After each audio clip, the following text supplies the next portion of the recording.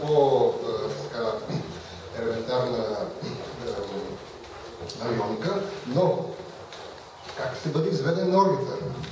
Отговор на този въпрос ще търсим в презентацията проект за независимо извеждане на малките сателити в орбита на територията на България на базата на концепцията въздушен тарт с използване на МиГ-29. Още повече, че в залата вече е човека, чието фигури, кобри и камбани ние наблюдавахме на последната презентация и той ще има отношение към тази презентация. Така, тази презентация ще бъде представена от тримата колеги Елизер Огнянов, Тони Кънев и Илия Милушев от Института на космически изследвания и технологии в ИПАН. Моля. Добър ден, дами и господа. Аз ще ви представя като цяло системите, отделните компоненти. Ще ви бъдат представени от колегата инженер Огнянов, колегата инженер Милушев.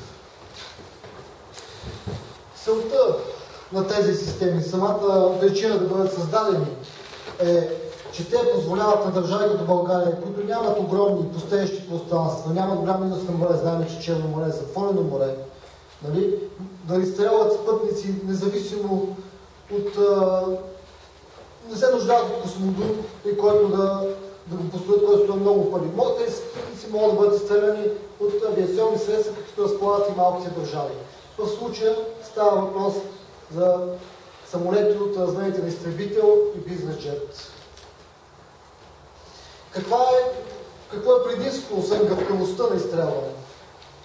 Знаете, че когато се изстрелва спътник, при изстрелването му той трябва да добие скорост около 8 км в секунда, за да може да влезе в орбита около 200 км. Но за да може да достигне този 8 км в секунда, самата ракета трябва да може да предаде характеристична скорост от 9 км и половина в секунда. Причината е, че има гравитационни загуби при управление и аеродинамични загуби. До голяма степен тези загуби намаляват при използването на така наречените аерокосмически системи.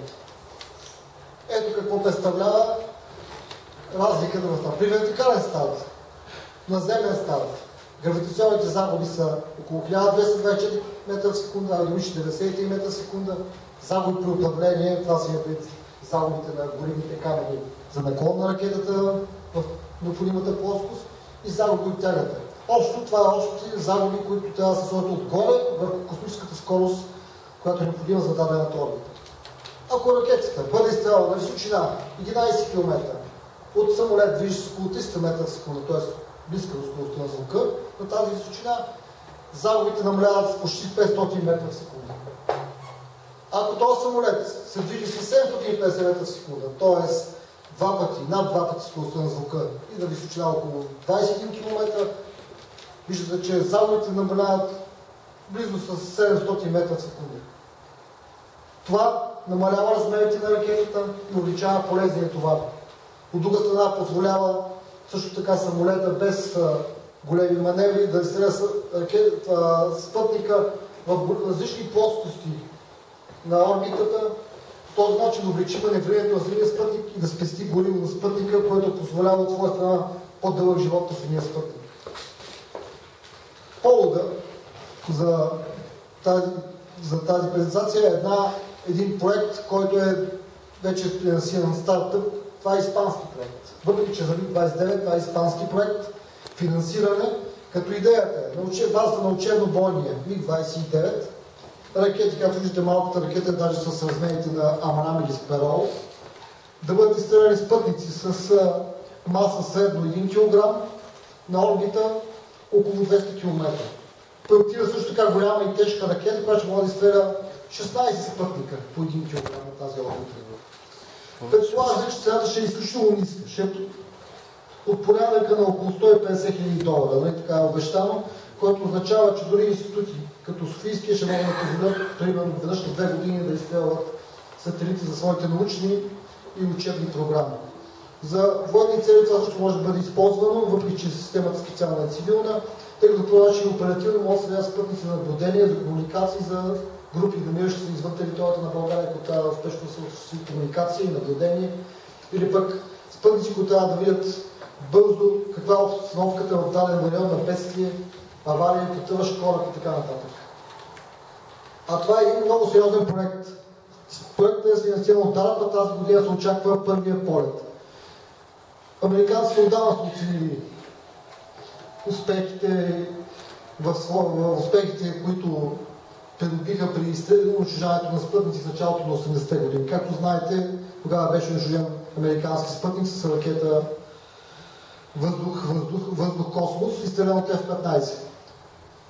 Новата идея е да не се използва самолет за унищожение на спътници, а за изстрелването на спътници. Ракетата е много интересна. Както се вижда, двигателите са в челото на ракетата, не в опашката. Това е на втората степен. Първият полет е 2016 година. Изстрелването ще може да бъде ракета ще може да бъде изстреляна оперативно. Заявката се дават 24 часа, след 24 часа ракетата вече е на орбита, това спътника вече е на орбита. В момента за проекта са платени $104 милиона и се очаква тази година да видим първи успехи по този проект. Това е френския проект. Френският проект използва ракета пакетна схема с двата твърдогоривни ускорителя и с централен течно гориво. Ракетата може да бъде изстреляна както от Рафал, така и от Еврофайтер. Тя е доста по-голяма, между другото, от американската и позволява до 200 км на ниска орбита и височина 300 км. Предполага се, че масата ракета ще бъде от 11 тона, което означава, че с непълно гориво тези самолети ще могат да го изстрелят. А това е руския проект. За него се знае най-малко, защото е най-секретен.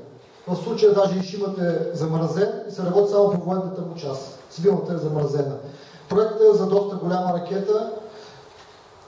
Ракета не се лъжете от маса, че е по-малко от американския и френския. Тя има много по-голяма енергетика, защото е предназначена за унищожаване на спътници с високо маневриране с много голям наклон. Тук се споменава само, че проектът е силно разработен на базата на военния проект Контакт, който беше прекратен 90-те години под солидна договорност на американците и руснаците за непродължаване на извеждането на противоспътникови оръжия. А това е един бизнес проект на частна американска фирма. За целта се използва класически бизнес самолет, който използва ракета, разработена от фирмата, която може да изстреля спътник с маса от порядъка на 50 кг на височина. Когато самолет се движи с скорост около 600 км в час, на височина малко на 4000 км, и тогава общо взето може да изстреля. Това са вижте конфигурации.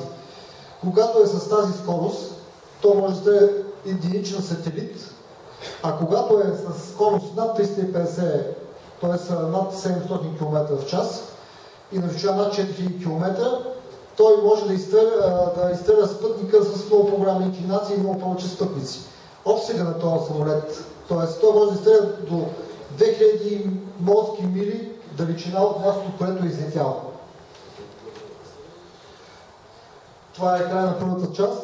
Отделните компоненти на системата ще представи инженер Огнянов и инженер Милушев. Аз сега ще кажа малко за ракетите. Те, между другото, са най-така капризната и най-дефицитната част в системата. За тях, между другото, информацията е най-малко и това, което ще ви разкажа, е събирано с много труд и мъка. За някои неща вече имаме начални преговори и вече имаме и някакво сътрудничество, така че нещата вече не звучат толкова хипотетично.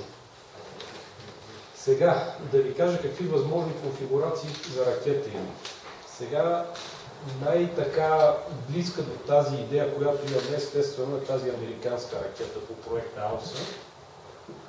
Аласа всъщност.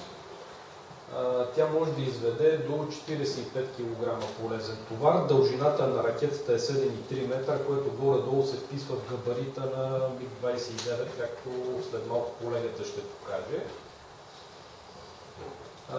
За съжаление, данните, които предоставят за нея колегите от щатите, са малко. Ракетата е тристепенна, разполага със собствена GPS и инерциална навигационна система, която позволява да се следи ракетата по телеметричния сигнал и GPS. В смисъл не е нужно да имаш проследяващ радар, както се извежда стандартно ракетите в орбит, което позволява глобално присъствие и глобална изстрелба. За съжаление, шанса да ни дадат отбой тази ракета според мен не е висок, но като цяло може би е най-удачната. Двигателите са отпред, това е много удачна схема, използват се за първата и втората степени едни и същи двигатели с цел икономия. Отпада само резервоара. Идеята е един старт да е под $1 милион, което е страхотно добро постижение за 45 кг, при условие, че може да изстреляш в рамките на една седмица. Средно за изстрелване на малък сателит и въобще на сателит се чака 1-2 години минимум. Значи оперативността е най-голямото предимство. Ракетата е удачна, хубава, специално направена. Ще видим дали има възможност да имаме достъп до нея. Следващото е френската ракета, за която колегата каза. Много интересна схема. Два твърдогоривни ускорителя и течно-горивна централна част. Горивото е малко опасно отровно. Нали? Това е на хидразина ракета, която изисква доста квалифициран персонал за работа с такава. За съжаление, твърде тежка за самолетите, с които разполагаме. Нали? Тя е пригодна за по-големи самолети. Ето това е един много интересен проект. Ракетата е украинска, изцяло твърдогоривна, което между другото е огромен плюс, когато става дума за оперативност и възможност да се използва. Не е нужно зареждане с специални отровни горива, тя е директно готова за експлоатация. По проект на украинците трябва да се извежда от Су-27, който е по-голям от това, което има в България МиГ-29, с по-голяма товароносимост, но може да се мислят известни модификации. Ракетата е 6 тона, може да извежда на орбита 500 000 км сателит при всякакъв ракурс от 0 до 90 градуса с много добра енергетика. Това е на КБ Южна, един от най-големите производители на ракети. Мисля, че има достъп до това нещо. За съжаление са в финансова криза в момента, но като се отправят, мисля, че ще може да се работи с тях. Това са параметрите, няма да вижда. Това е един много интересен проект за ракета. Само, че дали няма подминахме. Това е един руски проект. Значи, това е частна фирма, създадена от хора, които са работили в ракетостроенето в държавния сектор и сега са създали частна фирма стартъп. Изключително добри конструктори, добри познаващи това, с което се занимават. Много добре са проектирани нещата, най-вече на база цена. Специално са мислили как да оптимизират ценово производството на ракетата. Идеята е тази ракета да влезе също в цена $1 милион, колкото е американската, но тази е значително по-голяма, с значително по-голям товар. За самолет е малко голяма, но мисля, че има възможност да се договори, да я намалят, така че да влезе в габарита, който на нас ни върши работа. Другото хубаво е, че хората са изключително комуникативни и са склонни на разговори и на сътрудничество. Нали, фирмата е още в първите години на съществуването, но да се надяваме, че ще се развие и това нещо ще може да се ползва. Така, а сега ще ви покажа филма на американския проект, как би трябвало да изглежда извеждането на сателит от тази концепция.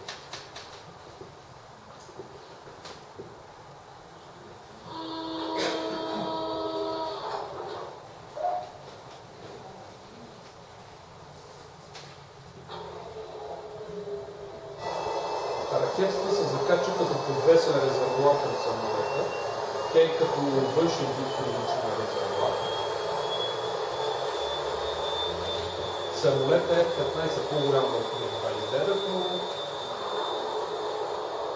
има възможност за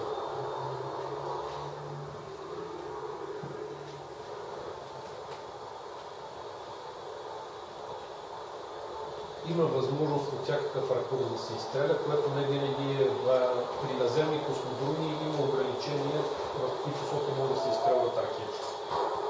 Ето как става откачането. Ракетата се откача, самолета се раздалечава и кога се включват двигателите с цел безопасност да не стане инцидент.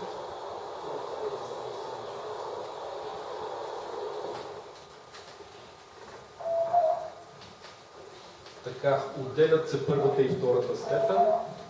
Остана третата, това е втората степен, т.е. остана в орбита с сателита. Отвориха се обтекателите.